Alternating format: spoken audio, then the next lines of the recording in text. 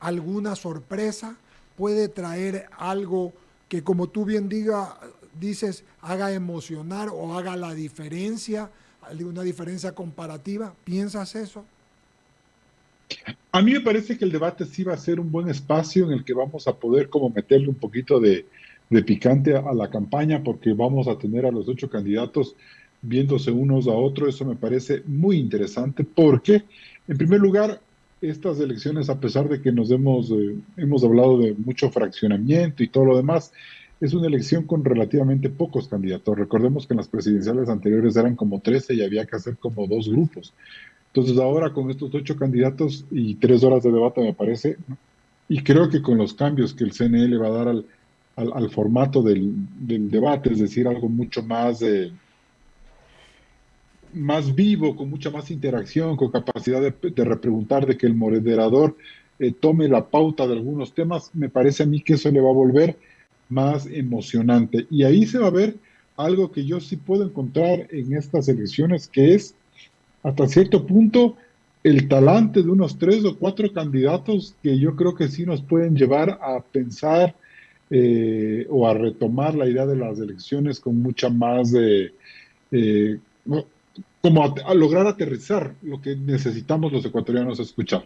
Creo yo que tener un debate a Topic, a Villavicencio, a Otto, a Herbas mismo, a Yacu Pérez en un solo espacio, creo que puede ser muy enriquecedor para el país. Y yo esperaría pues que también Luisa González tenga, eh, tenga algo interesante que decirnos en esta campaña electoral, que vaya más allá de estos estereotipos, de estos formatos que nos han tenido como muy aburridos y que parecería que se está reflejando hasta cierto punto en las encuestas donde se ve como un estancamiento de las preferencias en muchos sectores y eso pues deberíamos analizarlo, ¿no?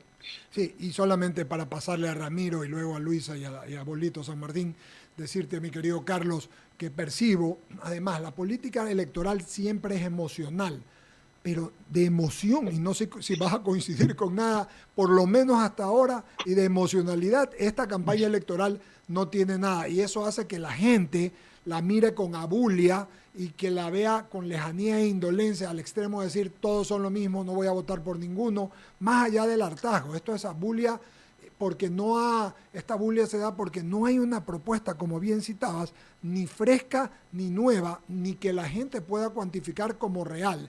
Y esta no cuantificación hace que la gente la mire con esa indiferencia, con esa indolencia, con esa desidia. No sé si coincidas.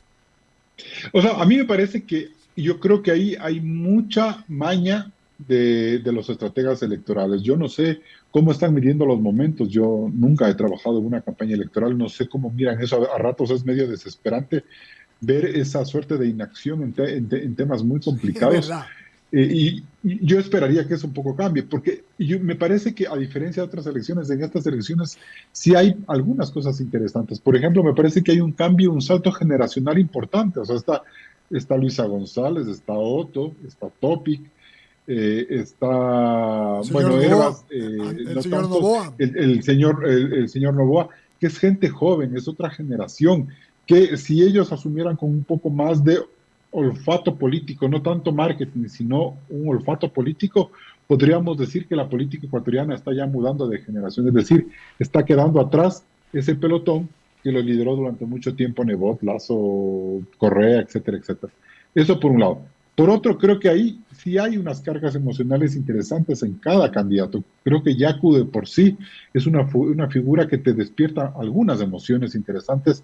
Topic también te las despierta. No se diga Villavicencio, es una persona que tiene, puede ser que no sea el momento, lo que tú quieras, pero son gente que tiene algo que decirte. Y en ese sentido también he visto en Otto Sonnenholzner, a pesar de no verlo quizás en las redes sociales, no sé, creo yo que esa empatía que Otto transmite con la gente son cargas emotivas muy interesantes que lastimosamente en conjunto uno dice hacia dónde caminan, pero creo que a diferencia de otras elecciones, yo veo en estas candidatos bastante interesantes en cuanto a su personalidad y a cómo pueden interpretar el país desde sus puntos de vista. Por lo tanto, debería ser esta una elección mucho más interesante. No sé qué está pasando ahí, no sé por qué no termina como de arrancar.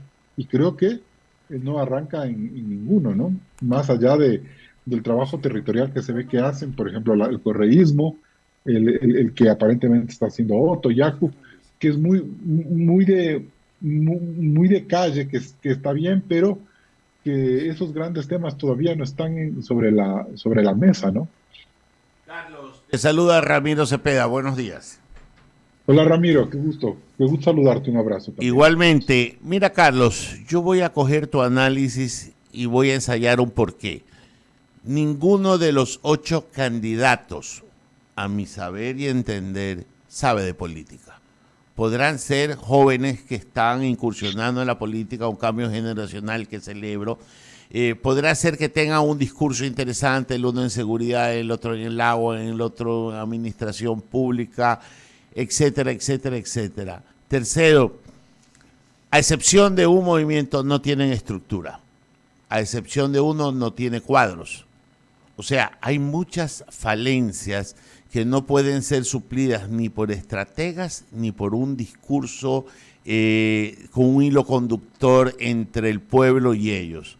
Por tanto, la falencia de la cosa política en el ser, no le veo a ninguno de los 8 y probablemente ahí está tu respuesta.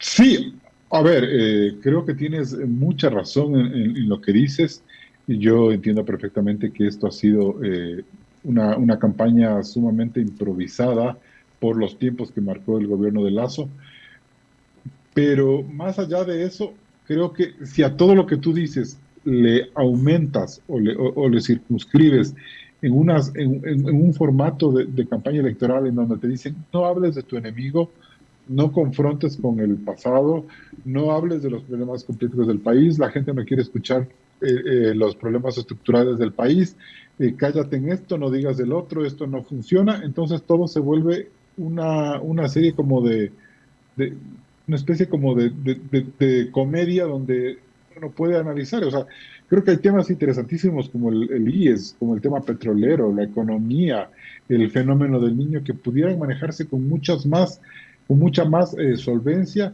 si hubiera, lo que tú dices, la capacidad de establecer mensajes mucho más contundentes. Yo siento ahí que el marketing electoral está castrando a muchos de los candidatos y les obliga a no salirse de un libreto que yo no sé si en el fondo será positivo, lo adecuado, yo no sé. Yo hago periodismo y a mí como periodista lo que me gusta es oír qué va a pasar con tantos problemas que tiene el país. Pero la receta de ahora del marketing es no te pongas mocasines, no uses traje, come donde quieras, no hables del gobierno, no hables del correísmo, no hables de esto, no hables del otro, y sigue volviéndote un rockstar y haz TikTok. Entonces, frente a eso, ¿qué podemos hacer, Ramiro? Si a eso se suma todas las falencias que tú has apuntado, pues estamos simplemente quizás calentando el puesto y esperando que el partido más estructurado del país sea el que coja ventaja en ese sentido. Claro, porque cuando manda el estratega o el marquetero y no manda tu sentido común producto de haberte amamantado en política, vas a hacer lo que te diga el estratega y no lo que la política manda que se debe de hacer. Ujú. Y muchas veces hay que entrar en un análisis como por ejemplo el siguiente, de que el gobierno que va a terminar en los pocos meses le quitó optimismo o posibilidades a la tendencia que representaba. Y por lo menos en esta elección que vamos a tener, la tendencia para mí no tiene ninguna opción porque se encargaron de desmerecerla. Segundo, ningún candidato presenta equipos. Y ya hemos demostrado, y en este gobierno es el más duro de demostrar, que no se puede gobernar sin un equipo, sin gente capacitada. Tercero, el territorio no lo es todo, el conocimiento no lo es todo. Nadie me ha hablado de qué voy a hacer con el presupuesto general del Estado, del cual voy a estar amarrado este año y amarrado el próximo. ¿Cómo voy a hacer las cosas para manejar la liquidez del Pero, Estado? pero Ramiro, el problema no es solo el silencio, el problema es el engaño. Entonces tú lo que dices es, no, yo voy a pagar la deuda al IES, o bueno, los 1.200 millones que dejamos de Yasuní, pues los vamos a reemplazar con bonos azules al estilo Galápagos, o no vamos a subir los combustibles, ¿para qué? O sea, el pueblo necesita, o vamos a, no sé, a construir cárceles de alta seguridad cuando saben que todo el tema de contratación pública es engorroso. Tampoco se trata de poner un velo de pesimismo y de imposibilidad a todo lo que se hace, pero creo que sí falta un discurso claro. Y en lugar de hablar de ese discurso claro, y en lugar de callarse por último sobre esos temas, yo siento que los candidatos siguen planteando demagogias y siguen diciendo que el tema fiscal, por ejemplo, no es un problema. Y cuando lleguen al poder, lo que van a darse cuenta es que no van a tener recursos y ahí va a empezar otra vez la curva del desgaste, ¿no es cierto? Pero bueno, ese es el tipo de política que tenemos, Ramiro, y bueno, no sé Sí, cómo como remata la campaña en este mes. como dice, es lo que hay, y entre lo que hay, para mí la elección es de exclusión y no de opción. Lo que estamos tratando de ver, a ver, qué es lo que hay, un poco definirme por una opción pero ninguna convence porque nadie aterriza en los pocos meses que van a tener el ejercicio del poder, en que no me deciden si el ejercicio lo van a querer para solucionar o para catapultarse a la siguiente elección. O sea, hay tantas variables no comentadas o como tú dices, calladas estratégicamente para no levantar olas, que me hacen decir que lo que estamos al frente es casi a 8 candidatos que quieren la presidencia, pero no quieren decir qué van a hacer sentados en la presidencia. Entonces, eso ya es un miedo para el país, y yo me pongo en el plano de los inversionistas, de las inversiones que tanto necesita este país.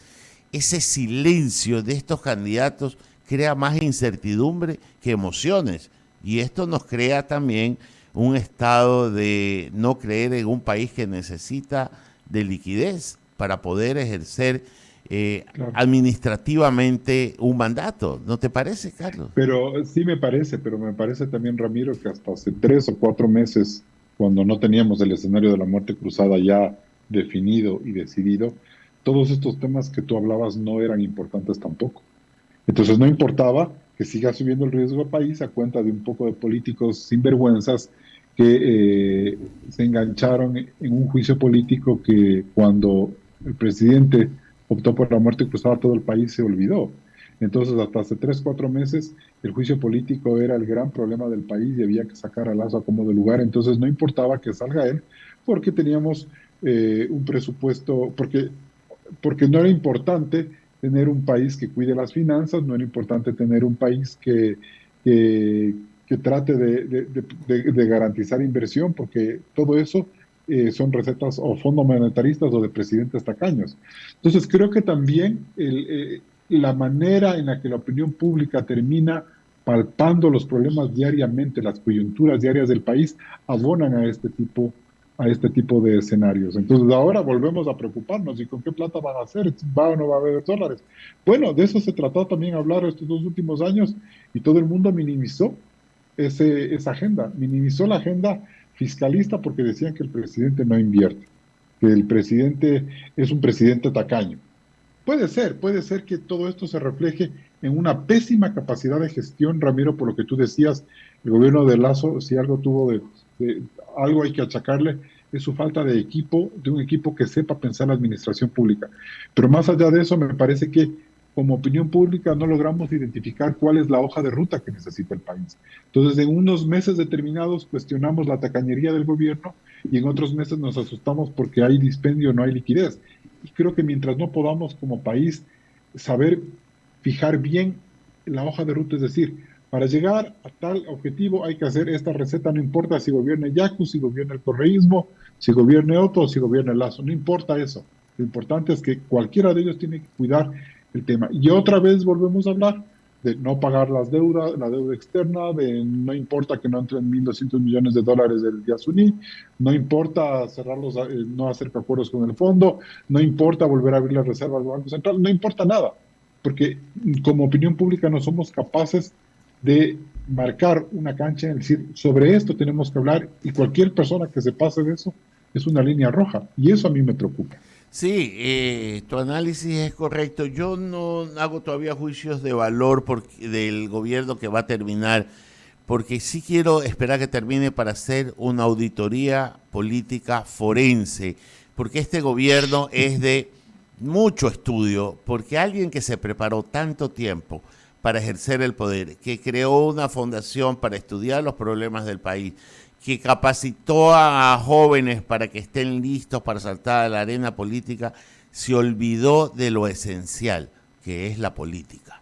Y por eso yo reclamo a estos 8 candidatos la política, porque a mí nadie me va a quitar de la cabeza que mucho de lo que tú has narrado del pasado de este gobierno es producto de la incapacidad de leer la política, porque cuando uno lee política entiende las cosas. Para él fue taquigrafía que no le enseñaron en el colegio.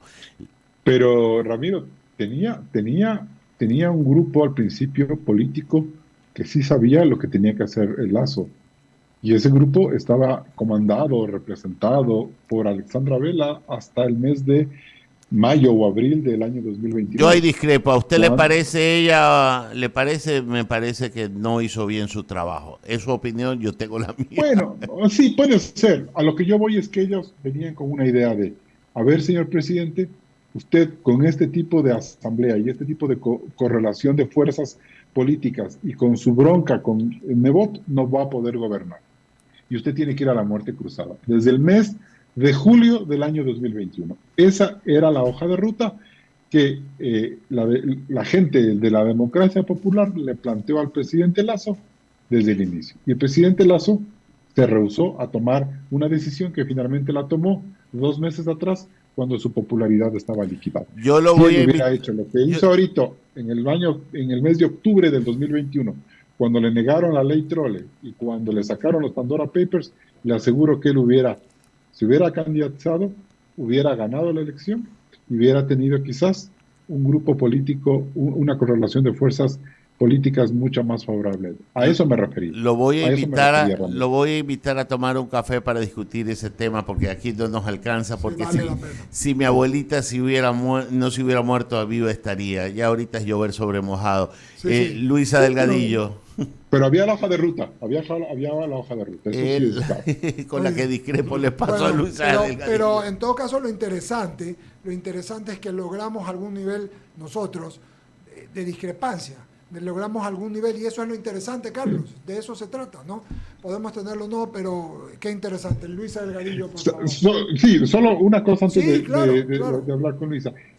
Yo digo, si tú como gobierno en mayo del 21 decides romper con tu aliado político que es Nebot, te decides quedar solo frente al correísmo y te quedas en la soledad, tenías que haber hecho algo audaz. Y eso es real. Y esa audacia estaba marcada por la muerte cruzada.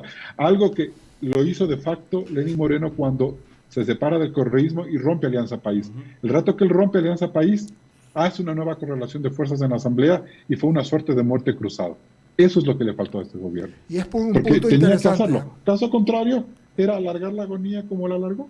Le faltó cerebro político allí. Sí, pero había María Paula y no había Alexandra Vela, pues no comparemos peras. Por eso dije falta cerebro político. Bueno, puede ser, pero quizás María Paula Romo le hubiera dicho que haga muerte cruzada también. Sí, pero en mayo, cuando no hizo el pacto, ahí era la muerte cruzada.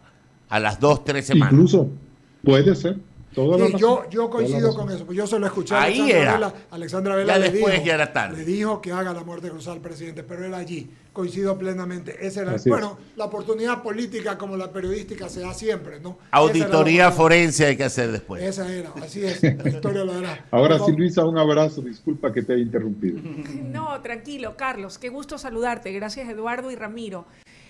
Yo quería, estimado Carlos, tu lectura o percepción al menos de lo que yo he podido darme cuenta hasta ahora, salvo algún comentario en redes sociales, del silencio sepulcral de Andrés Arauz, binomio de la candidata Luisa González, que no está dando entrevistas. No sé si le han tal vez pedido que evite las entrevistas o no se las agendan, pero veo que está en un silencio sepulcral y obviamente él no es la figura principal, ahora es el binomio, pero únicamente se dirige a medios y está en recorridos.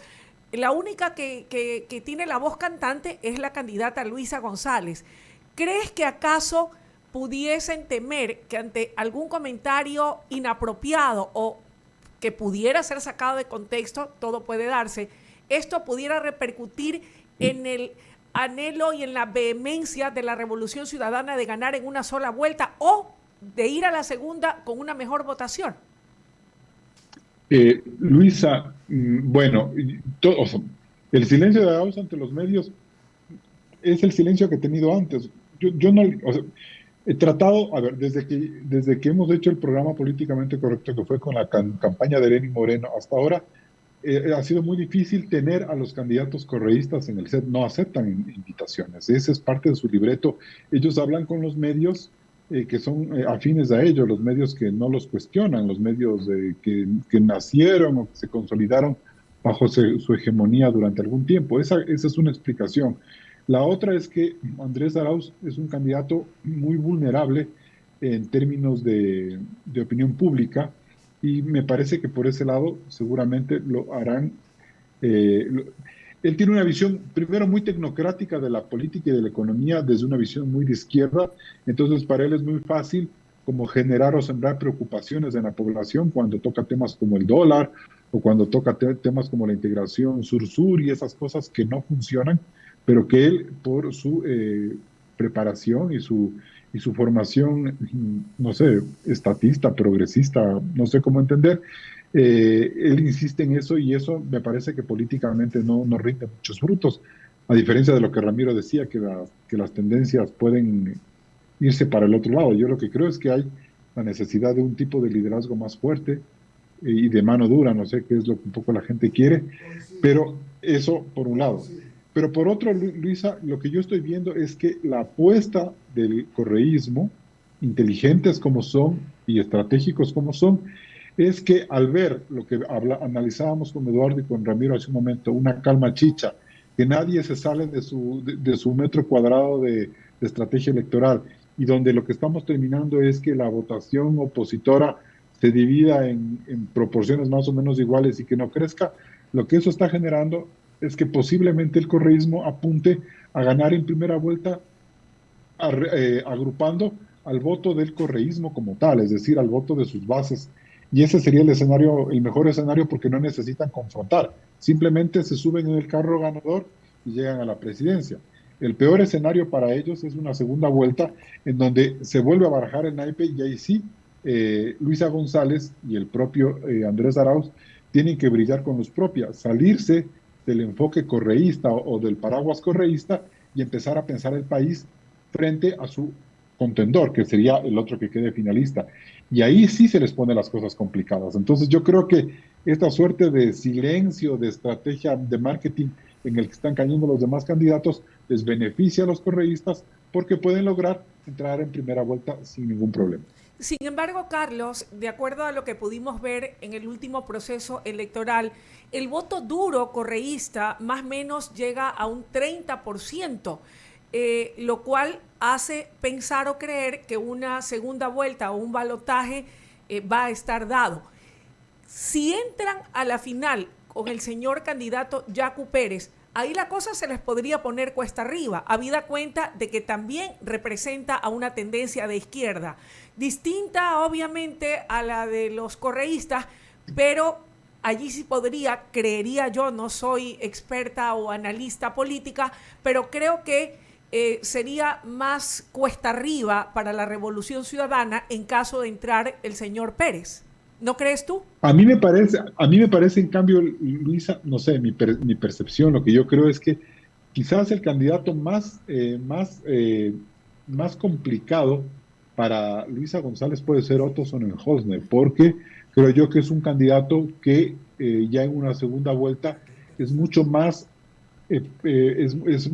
fácil que entre o que conquiste el voto de las clases altas, de las clases populares, de las clases medias. Siento yo que Yacu Pérez despierta todavía mucha preocupación, por ejemplo, en el empresariado, en el sector productivo, en los sectores de derecha, gente que le preocupa el manejo de la economía. Entonces yo creo que ahí puede haber cierta vulnerabilidad, que el mismo correísmo lo puede aprovechar derechizándose un poquito en la segunda vuelta. Es decir, hablando de pragmatismo económico, cosa que yo sí creo que el correísmo en este segundo gobierno, si es que llegan al poder, me parece a mí que podría ser un poco más pragmático económicamente, porque ya lo fue al final de su primer gobierno, y creo que ahí podría, en cambio, desbaratar algunas bases de Yacu. Entonces, a ratos a mí me parece que el candidato que más calor le puede hacer a Luisa puede ser el mismo Otto, porque es un candidato mucho más, eh, más comprable, si se puede decir, en diferentes clases sociales. En cambio, Yacu puede generar algún tipo de preocupación en determinados sectores. No sé, eso también lo veo yo. Muy interesante, político sociológico interesante. Coincido, Carlos Rojas. Sigue Bolito San Martín, Enrique San Martín. Sigue. Gracias, Eduardo. Carlos, ¿tienes algún reparo en cuanto al próximo debate? Hace un momento entrevistamos a Verónica Patricia Hidalgo, quien es la directora del Comité de Debates Presidenciales, y le formulaba la inquietud por cuanto, a ver, en los debates precisamente del mes de febrero, lo que no tuvieron fue contenido, pero sí vimos el show, que es lo típico. Ahora, y en estas circunstancias, como en las actuales circunstancias en las que se debate el país, hay ecuatorianos que son apáticos en temas políticos y hay quienes no precisamente son afines a la política, pero sí están interesados en escuchar las propuestas. Y ese es el tema. Queremos escuchar las propuestas, pero no lo típico. Es decir, las acusaciones, la réplica, la contrarréplica, y van una serie de insultos y qué sé yo. Entonces, te pregunto, en tu experiencia, ¿cómo podríamos derivar en un debate que sea en verdad de propuestas? Porque imagínate, se calcula que van a ser unas 3 horas aproximadamente. Ojalá que ese tiempo no se desperdicie y terminemos finalmente hablando sobre un espectáculo más, un show más propio de la política ecuatoriana. A ver, me parece que el CNE está haciendo algún esfuerzo interesante por darle mayor dinamismo a ese debate. Creo que eso es lo positivo. Es decir, que el moderador no se limite únicamente a leer las preguntas y a contar los tiempos, sino que sea una persona que tenga la capacidad de moderar la discusión. Es decir, a ver, un momentito, candidato, usted está hablando de esto, pero esto por estas razones no serían factibles. No sé si usted le replica, y, o sea, es decir, generar una suerte como de aprovechar esas horas, claro, a detener las ofensas, los insultos, pero no por eso dejar de que se mencionen temas que son importantes traerlos a colación. Yo voy a escribir, tengo ya escrita, mejor dicho, en esta edición de Vistazo, sale una columna mía que yo la he titulado La trampa del olvido, en el sentido de que cuando a todos nosotros nos dicen no hablen del pasado porque eso la gente está cansada del pasado, no abundemos en cosas que sucedieron, eso ya no pegue electoralmente, uno dice puede ser que electoralmente no pegue, pero hay que también recordar cosas para que luego nosotros no nos estemos arrepintiendo de qué tipo de gobiernos vamos a tener. Por ejemplo, suponiéndonos que regresa el correísmo con Luisa González a gobernar este país, ¿qué tipo de compromisos va a hacer la señora para que no se repitan los errores que se cometieron en el gobierno de Correa?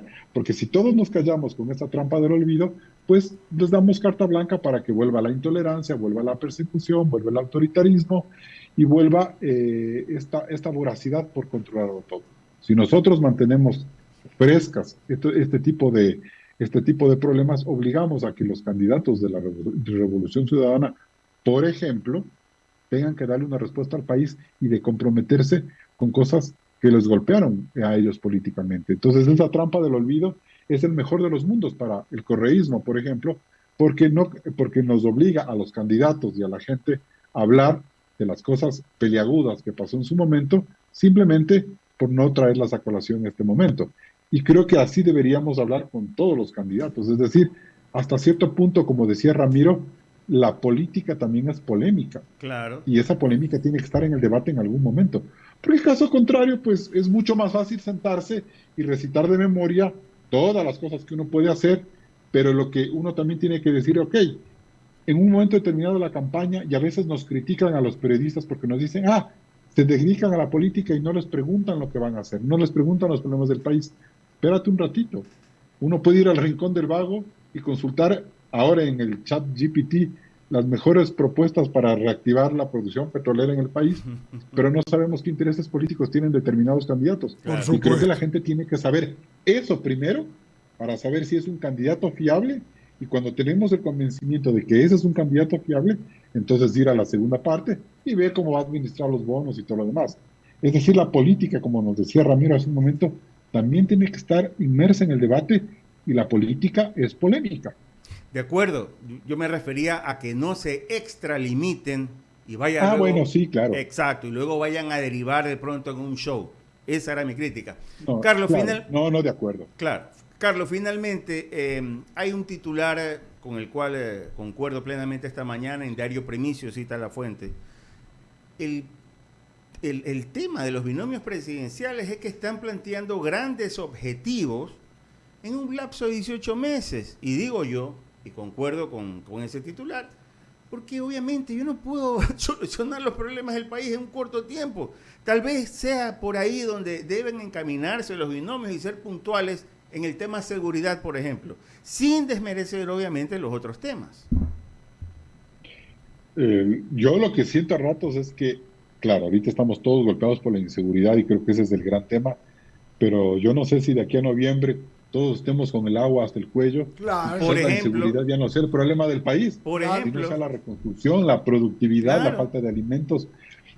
Entonces yo sí creo que hay dos o tres ejes que son fundamentales. A mí me parece que el uno es la inseguridad, como tú dices, y ahí habría que ver si es que el tema del control carcelario o la presencia más fuerte de los militares en las calles es lo fundamental. Quizás esas medidas estructurales que hablan de dar más educación y todo demás a la ciudadanía para evitar la inseguridad, creo que no es el objetivo inmediato, sino una cosa más puntual. El otro tema es cómo vamos a hacer frente al fenómeno del niño, cómo vamos a enfrentar. Este va a ser un gobierno que tenga que enfrentar el fenómeno del niño, entonces tenemos que tener un gobierno que nos hable desde la logística, desde la emergencia. Y en tercer lugar, creo que tenemos que tener un presidente y un gobierno que nos hable de las cuentas fiscales. Es decir, no vamos a tener $1.200 millones para el país si es que se acaba, si gana la consulta al día Suní. Bueno, ¿cómo vamos a refinanciar ese dinero? ¿Cómo vamos a pagar los sobresueldos de diciembre? ¿Cómo vamos a financiar el fenómeno del niño? ¿Hay más impuestos, menos impuestos? ¿Cómo vamos a garantizar el equilibrio económico? Creo que son las tres cosas. Sobre eso deberían hablar los candidatos. Mi querido Carlos, correcto, agradecerte tu gentileza y amabilidad como siempre para nosotros. Gracias por compartir los criterios en el diálogo en I99. Te mandamos un abrazo y éxitos en tu programa y en tus editoriales. Te mandamos muchas gracias. Gracias, Carlos. Eduardo, a Ramiro, a Luisa, a todos los que con los que hemos conversado. Gracias por la invitación. Estamos en contacto. Muy bien. Pagamos el corte que nos queda. Despedimos a Carlos Rojas. Regresamos inmediatamente en el diálogo.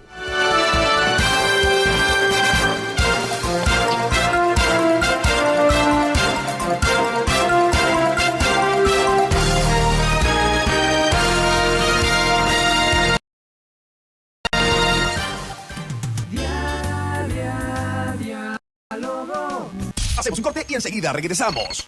Inicio de espacio publicitario. En Valvoline, siempre vamos hacia adelante. Es nuestra misión desde hace más de 150 años. Desarrollar continuamente productos y servicios, brindando nuevas soluciones que superen los retos, estando siempre a la vanguardia con los cambios de la industria, extendiendo los intervalos de cambio de aceite, reduciendo tiempos de inactividad, aumentando la productividad y creando oportunidades de crecimiento. Por eso en Valvoline siempre estamos innovando, para que tu negocio vaya siempre hacia adelante. Valvoline, el aceite original. Si la placa de tu vehículo termina en 6, realiza la revisión técnica vehicular durante todo el mes de julio, paga la matrícula y separa un turno desde las 7 de la mañana para el Centro de Matriculación Norte vía Adaule o Sur. Los sábados se atiende de 7 a 13 horas. La ATM trabaja por tu movilidad. Autorización número 0280. Elecciones anticipadas 2023 y consultas populares Yasuní y Chocó Andino. Ecomundo, nuevo campus, nueva experiencia. Abrimos el proceso de admisiones 2023 en nuestro nuevo campus en Town Plaza, kilómetro 12,5 de la avenida León Febres Cordero. Contáctanos al 095-980-9800. Yo soy un ciudadano la fibra óptica del CNT, eres una bala. Este plan trae todo lo que necesitas. Hipervelocidad con 100 megas, llamadas ilimitadas a los números fijos CNT, seguridad con el antivirus y control parental, y acceso a todas las series y películas de CNT Play. Pídelo por $24,74 más impuestos en nuestras agencias o al 1-800-100-100. Precio promocional por un año. Revisa términos y condiciones en cnt.com.es. ¿Sabías que el hígado graso y el cáncer de hígado son una de las principales causas de muerte en el mundo? Cuídate y no te arriesgues. Protege tu hígado contra las grasas y el alcohol. Toma Silipaz Q. Su exclusiva fórmula 4 Active Complex combina la silimarina, coenzima Q10, cúrcuma y complejo B. 4 potentes principios activos que mantendrán tu hígado totalmente sano. Cuida tu hígado. Toma Silipaz Q. Producto garantizado. Silipaz Q sí funciona. De venta en los principales centros naturistas y tiendas Only Natural de todo el país. Búscanos en las redes sociales como Lab Pasipar. Vive en Urbanización Veranera, donde tu familia florece. Nuestro proyecto está ubicado en el kilómetro 11 de la avenida León Febres Cordero, vía a la Aurora San Borondón. Somos una urbanización con diseños modernos de casa en donde priorizamos la seguridad, confort y todo lo que tu familia necesita para ser feliz. Ven, florece en Veranera. Reserva con tan solo $2,000. Contáctanos al 096-87-75-982. Disfruta del aroma inigualable y las propiedades medicinales del aceite esencial de palo santo de Agrogallo, aplicándolo como repelente natural y cicatrizante sobre tu piel y la de toda tu familia.